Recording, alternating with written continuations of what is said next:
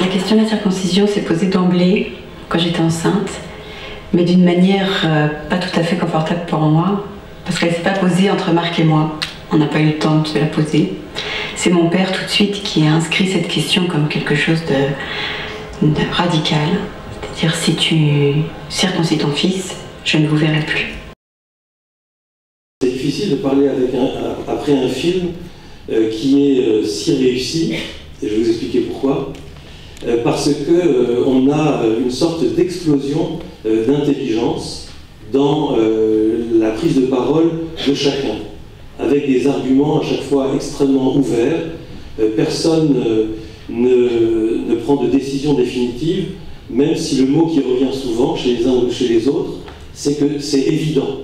Soit que c'est évident qu'il faut le faire, soit c'est évident qu'il ne faut pas le faire, mais en fin de compte, c'est un film sur une question qui reste ouverte. Et c'est cette ouverture de la question, cette question comme question, qui justement questionne et qui fait que nous avons envie de parler au-delà du film, dialoguer avec le film. Donc il s'agit bien évidemment, pas pour moi, de reprendre les arguments des uns ou des autres, puisque vous ferez comme moi à ce moment-là, vous regarderez le film pour la 3e fois, et puis après, c'est un film à regarder en famille ou entre amis pour pouvoir discuter, dialoguer autour. Mon propos est différent, c'est que je vais essayer de réfléchir sur ce film en tant que film, dans l'œuvre générale de Nourit Aviv, c'est-à-dire dans le cadre de cette rétrospective. Et essayer de prolonger, voir quels échos ça a par rapport à mon travail, à la fois un travail de traducteur, à la fois un travail de philosophe et un travail de chercheur dans le monde de la pensée juive. La première chose que je vais vous dire, et je suis sûr que Nourit le sait, et peut-être que ça a déjà été dit, mais pour moi ça a été une révélation. Je remercie la production Arte d'avoir mis le titre en français et d'avoir mis le titre en allemand. Parce que vous allez voir que c'est une véritable révélation. Vous savez que Nourit, dans les autres films, travaille sur l'entrelangue, d'une langue à l'autre, Misafa le Safa en hébreu. C'est-à-dire que la question de la traduction est quelque chose d'absolument essentiel pour elle. Or, le titre extraordinaire de ce film, en français, circoncision, et il faudrait déjà comprendre ce que ça signifie, mais en allemand, c'est Beschneidung, dit Beschneidung. Et ce mot-là, je fais comme je fais à chaque fois que je cherche quelque chose, mon premier réflexe, c'est d'aller chercher dans les dictionnaires. Alors je regarde vers le Schneiden, qui veut dire couper, mais de manière qui veut dire couper du bois, couper ce que vous voulez, mais de manière tout à fait extrêmement intéressante, particulière, alors que le substantif aurait pu être le coupeur, ça devient seulement le tailleur. Schneider, c'est le tailleur.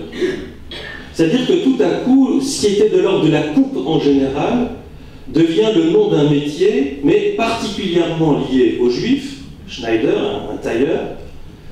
Et ce qui est extrêmement intéressant pour dire peut-être un rapport sociologique de ce métier de coupeur avec peut-être l'antisémitisme ambiant de la langue, en allemand, Schneiderei, ça veut dire l'escroquerie, la filouterie.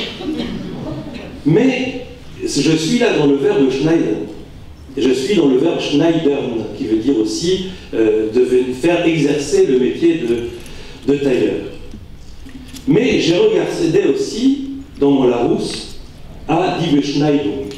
Et je vous lis, parce que là, vous allez tomber, ou alors acheter des chaussures pour danser tellement c'est génial.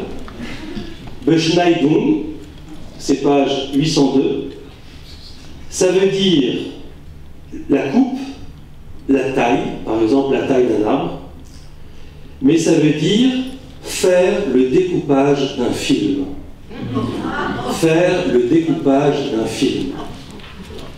Alors, là, il y a quelque chose d'extraordinaire. Ça veut dire que ce film sur la circoncision est en fait un film sur le cinéma. C'est un film sur le découpage du film.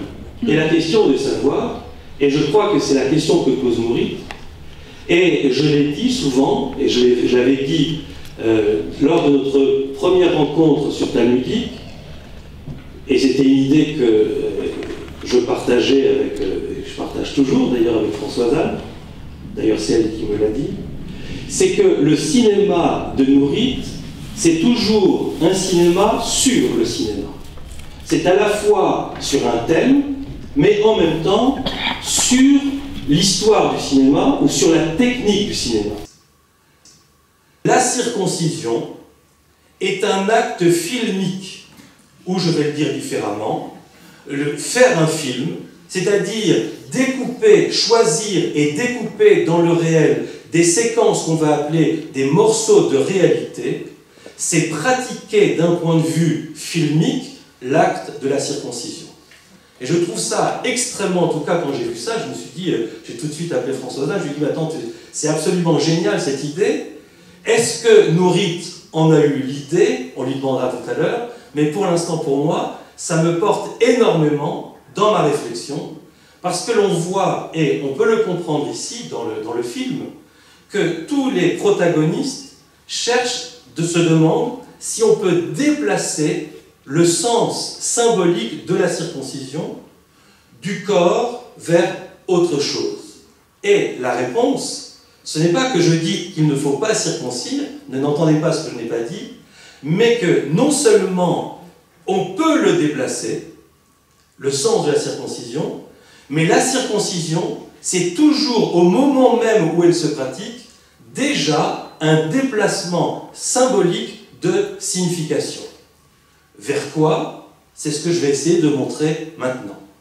Dans le texte, c'est très clair, mais dans le film, c'est aussi extrêmement clair. J'ai utilisé déjà tout à l'heure le terme d'explosion, dans l'expression « explosion d'intelligence ». Mais il y a quelque chose d'autre qui explose à notre oreille quand on regarde ce film. Vous l'avez peut-être remarqué, je subodore que c'est Mourit qui a voulu cela en préparant son casting, ses intervenants, mais peut-être pas. À savoir qu'à la fin du film, on connaît Anna, Brigitte, André, Mehdi, Jocelyne, Zaki, un ensemble de noms, c'est-à-dire qu'on est dans un film sur la circoncision, qui est un film sur un acte qui concerne le corps, et ce que nous avons entendu de manière essentielle, ce sont des noms et surtout des prénoms. Même l'Américain convoque son copain Marshall. Vous imaginez? C'est-à-dire qu'il y a quelque chose d'essentiel dans la circoncision du côté de la nomination. C'est-à-dire, et là on va le souligner, c'est que la circoncision n'est pas simplement un acte qui concerne le corps, c'est un acte qui concerne le corps pour expliquer comment on passe du corps au langage. Comment le langage s'inscrit dans le corps, et peut-être comment justement il est nécessaire que si langage il y a, il s'inscrive dans le corps. Et vous allez remarquer, j'ai amené le texte biblique, le chapitre 17 de la Genèse, la circoncision qui est demandée à Abraham pour lui-même, son fils qu'il a déjà, qui est âgé de 13 ans, qui est Ishmaël, et pour son futur enfant qui va s'appeler Isaac, se situe dans le chapitre 17, précisément entre deux moments. Chapitre 5, ton nom ne sera plus Abram, mais tu t'appelleras Abraham. Chapitre 15, ta femme ne s'appellera plus Sarai, mais elle s'appellera Sarah. Et au milieu, pendant 10 versets, entre le 5 et le 15, il y a la demande du rituel de circoncision. C'est-à-dire que la circoncision est liée de manière presque ontologique à la question du nom et à la question du langage.